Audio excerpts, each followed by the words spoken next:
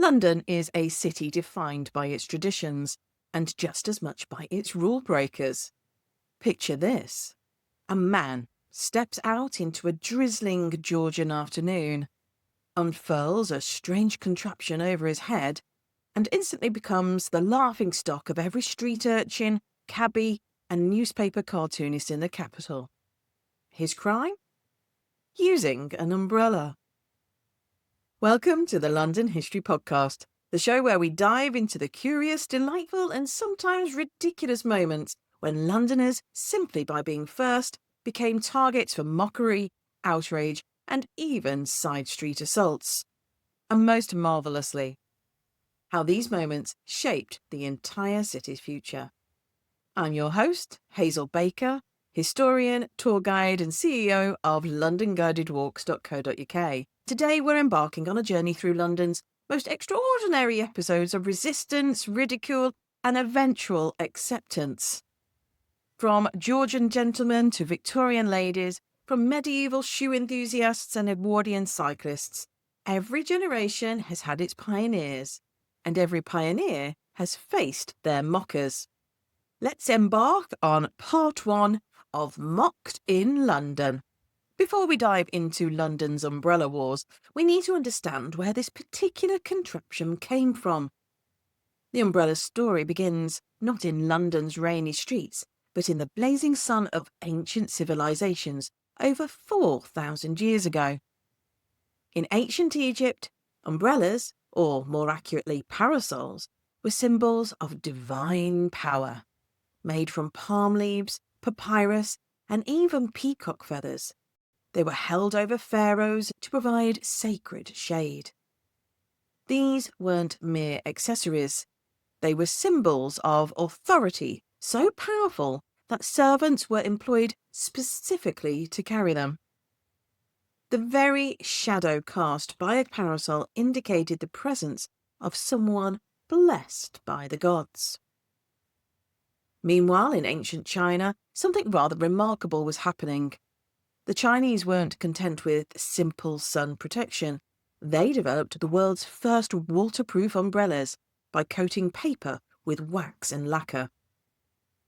Even more ingeniously, they created the first collapsible umbrella design during the Han Dynasty, a technological innovation that wouldn't reach Europe for over 1,000 years. Now, fast forward to 1774, and we find Queen Charlotte, wife of George III, receiving what newspapers called a very curious umbrella made in Italy from her sister-in-law, the Duchess of Cumberland.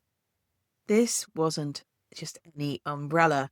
It was a luxurious Italian creation, probably made from silk, with whalebone ribs and ornate decoration.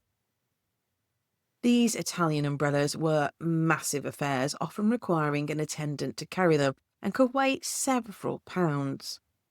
This royal endorsement was crucial, because umbrellas in 18th century England were still seen as foreign, feminine, and frankly, rather suspicious. The very word umbrella comes from the Latin umbra, meaning shade or shadow, a reminder of its origins as sun protection rather than rain defence. Walk down any London street on a rainy day and you'll see hundreds of umbrellas as natural as breathing. But for most of the 18th century, Londoners faced the rain with bravado and good soaking. Gentlemen wore broad-brimmed hats, ladies huddled under porticos, and everybody simply accepted that getting drenched was part of city life. To step out from a coffee house carrying an umbrella wasn't just unusual, it was an act of social rebellion.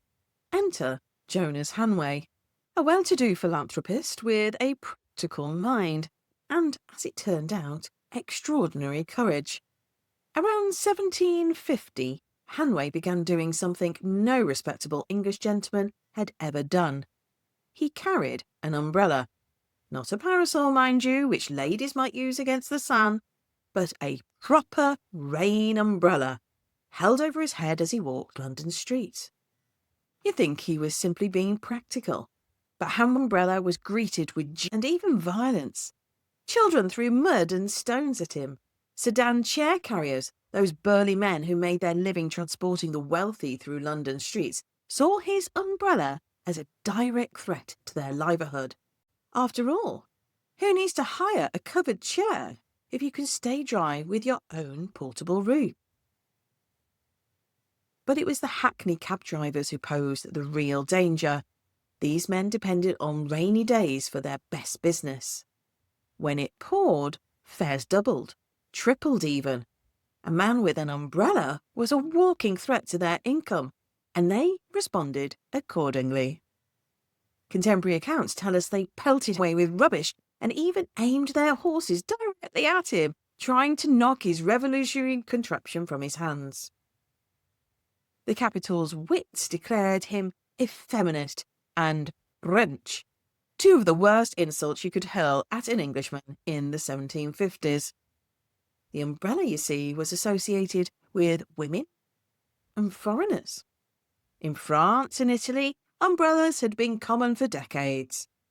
But in England, real men got wet and liked it. James Gilray, the great caricaturist, made a fortune drawing prints that mocked umbrella users. His satirical images showed effeminate men cowering under their French contraptions, whilst proper Englishmen strode manfully through the rain. The prints sold like hotcakes in shop windows from Fleet Street to Piccadilly. Now, here's where Hanway's story becomes fascinating, because this man, who could have simply just given up and got wet like everybody else, persisted. Day after day, year after year, he carried his umbrella through London streets, and slowly, imperceptibly, attitudes began to shift. First, other philanthropists and reformers began following his example, men whose social standing was secure enough to weather the ridicule. Then merchants who saw the practical advantages of staying dry whilst conducting business. Gradually, umbrellas appeared in gentlemen's shops, no longer as exotic imports, but as practical accessories. Throughout all this practical adoption, London satirists never quite stopped poking fun at umbrella culture. James Gilray and George Cruikshank continued producing prints showing umbrellas crowding London's parks and streets. But here's the fascinating thing about all that mockery. It actually drove umbrella sales. Print sellers along Fleet Street discovered that the more they ridiculed umbrellas in their shop windows, the more people became curious about the peculiar contraptions. Called prints became, in effect, the Georgian equivalent of advertising. By the 1780s, the umbrella had become unremarkable. But the real revolution was still to come. In 1847, Samuel Fox, a wire drawer from Stocksbridge near Sheffield, invented the steel-ribbed umbrella. This was absolutely revolutionary. Until then, umbrellas had been made with whalebone ribs, making them heavy, expensive, and prone to breaking. Fox's steel ribs transformed umbrellas from luxury items into practical accessories that ordinary Londoners could afford. The steel ribs were lighter, stronger, and could be mass-produced.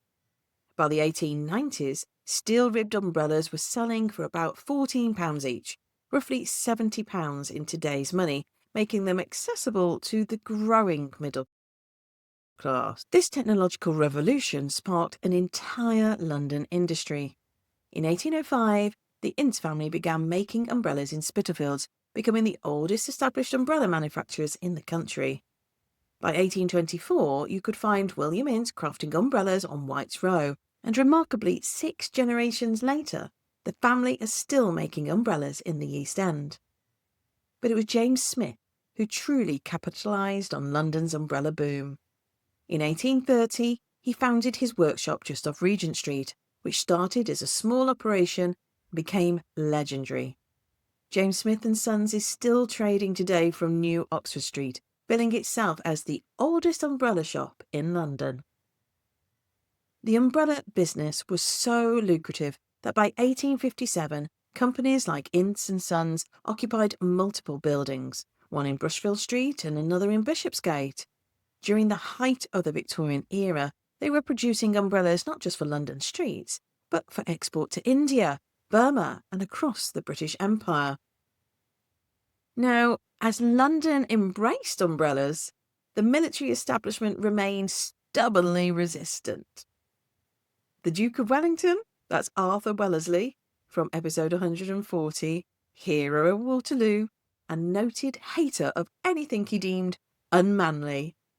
And he had some very specific opinions about umbrellas. Wellington famously forbade his officers and common soldiers alike from carrying umbrellas whilst on campaign or in battle. On 10th of December 1813, he spotted a group of Grenadier Guards seeking shelter from the rain under their umbrellas and promptly sent a rather stern message. Lord Wellington does not approve of the use of umbrellas during the enemy's firing, and will not allow the gentlemen's sons to make themselves ridiculous in the eyes of the army. Later, he reproved their commander with equal firmness. The Guards may carry umbrellas when in uniform at St. James's if they please, but on the field it is not only ridiculous, but unmilitary.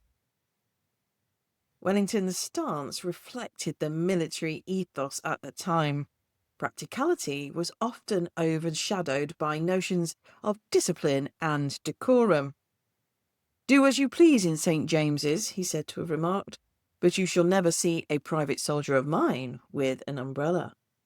Wellington's stance reflected the military ethos of the time. Practicality was overshadowed by notions of discipline and decorum. While he himself owned an umbrella, reportedly with a concealed sword stick, he forbade its use in combat, reserving it for civilian dress. So there you have it. Umbrellas remained strictly off limits on the battlefield. But on London's fashionable streets, they'd ironically become a mark of status and respectability. Classic British class distinction, really. What's scandalous for a soldier is perfectly acceptable for a gentleman taking his morning constitutional through Mayfair. Now, here's where our umbrella story takes a truly extraordinary turn. Enter Baron Charles Random de Berenger. And yes, that was his name. A colourful character who, in 1835, published a remarkable book called Helps and Hints: How to Protect Life and Property. De Berenger wasn't just any old self-defence instructor. This was a man with a decidedly checkered past.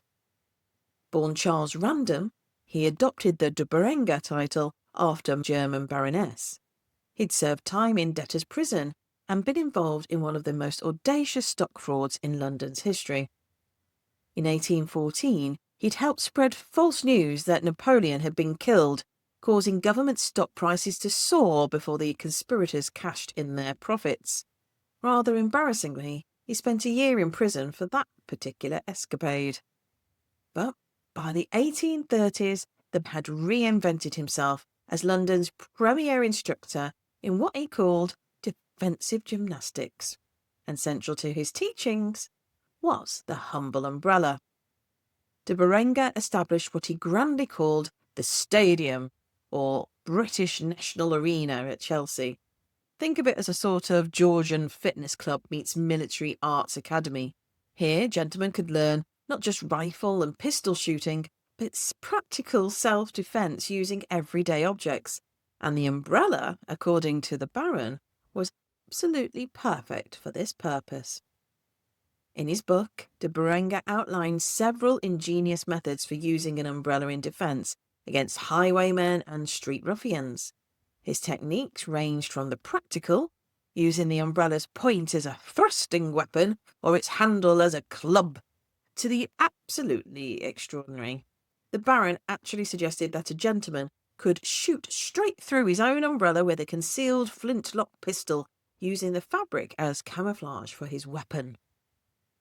The Victorian era brought the most significant technological advances in umbrella design since the Chinese invented the collapsible frame.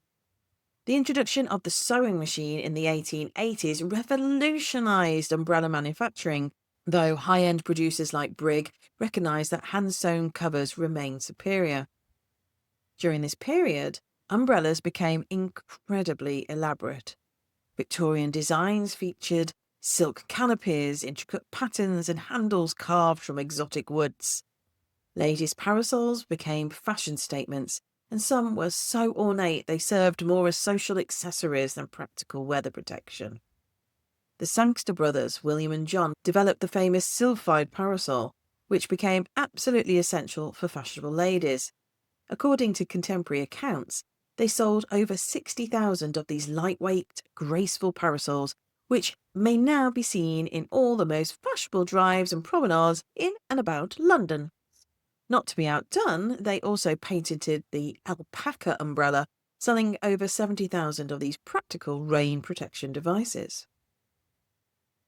The next great innovation wouldn't arrive until much later.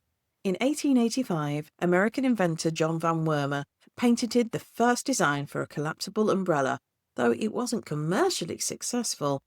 It took until 1928 for hands helped to perfect the pocket umbrella, the telescopic design we're familiar with today, receiving his patent in 1929. This German innovation transformed umbrella culture completely. Suddenly, Londoners could carry lightweight, compact umbrellas in briefcases and handbags. No longer did you need to predict the weather when leaving home. You could carry protection just in case. After searching the newspapers, I found an article written by a European traveller about life in England.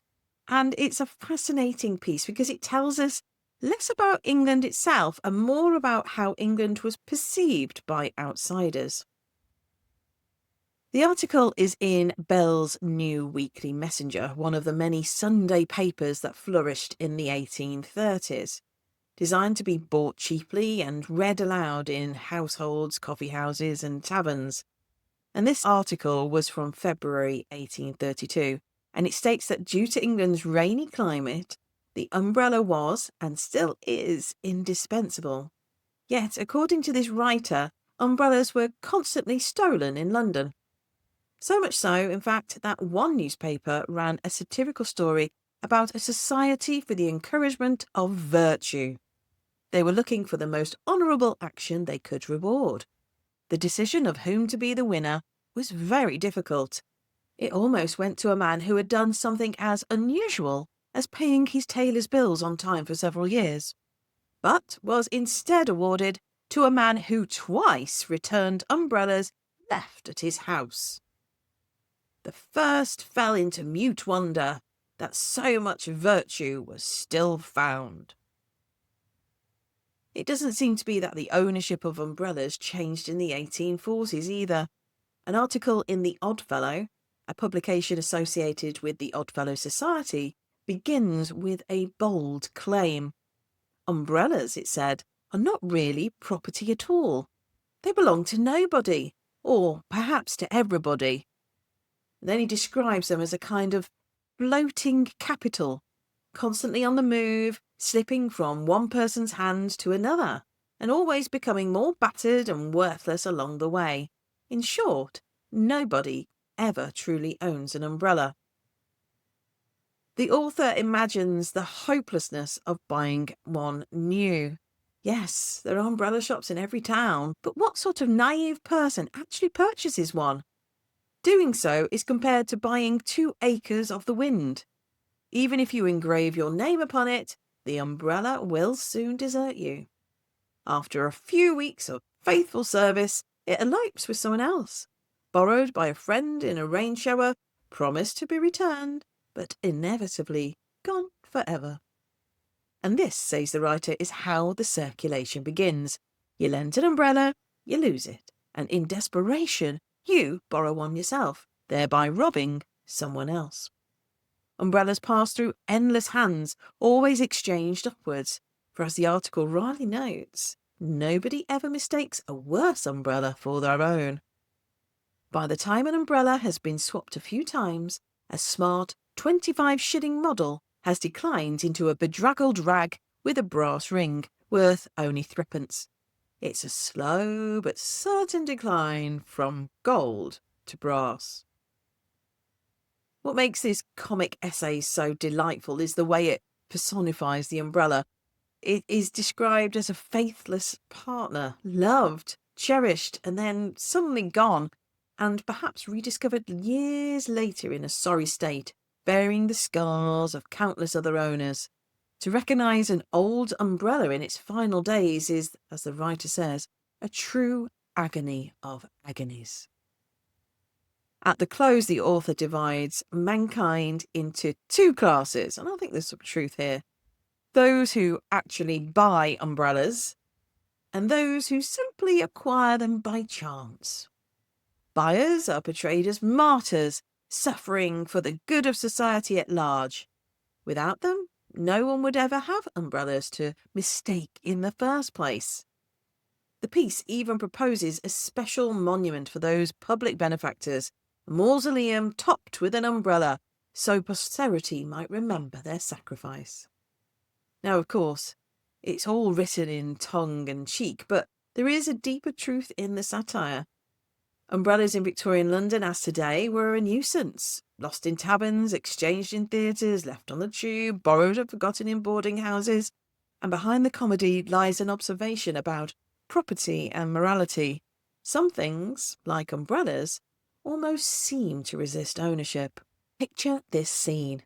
A sudden London downpour strikes just as hundreds of well-dressed patrons emerge from Covent Garden or Drury Lane in the 1840s. Suddenly, the pavements become a battlefield of competing umbrellas. One violent gust, and 50 brollies bop and weave, poking hats' teeth and top coats indiscriminately. Street vendors, being the enterprising sorts, swiftly capitalised on this chaos. They began selling compact, folding pocket umbrellas, which promptly caused fresh complaints in Parliament about the dangers to public safety from swift-pointed iron frames in the hands of the unwary. Meanwhile, those enterprising Savoyard boys were creating an entire umbrella-based economy. These lads stationed themselves at every major street corner, church entrance and coffee house, ready to lend umbrellas to anyone caught out in the rain. For just tuppence they'd follow you for a mile, a sort of personal umbrella service. This entrepreneurial spirit led to proper umbrella rental businesses.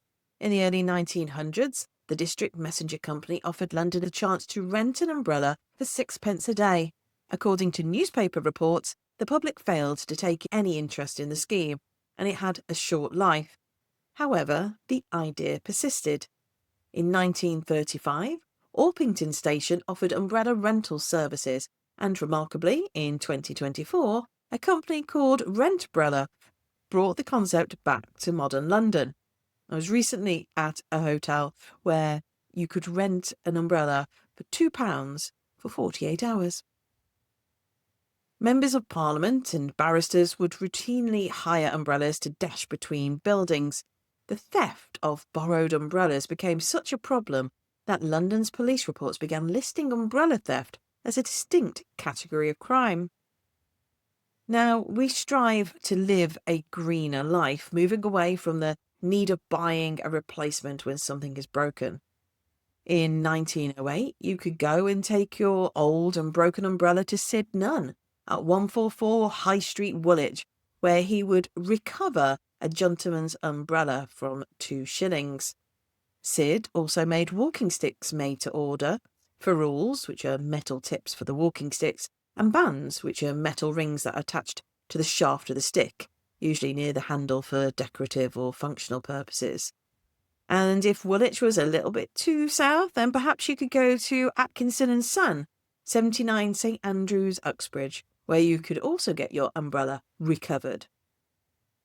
And why not treat yourself to a walking stick while you're there?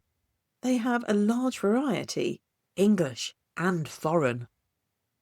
And of course, these are 2 of many businesses offering this service. It just happens that these 2 paid for adverts in the newspaper.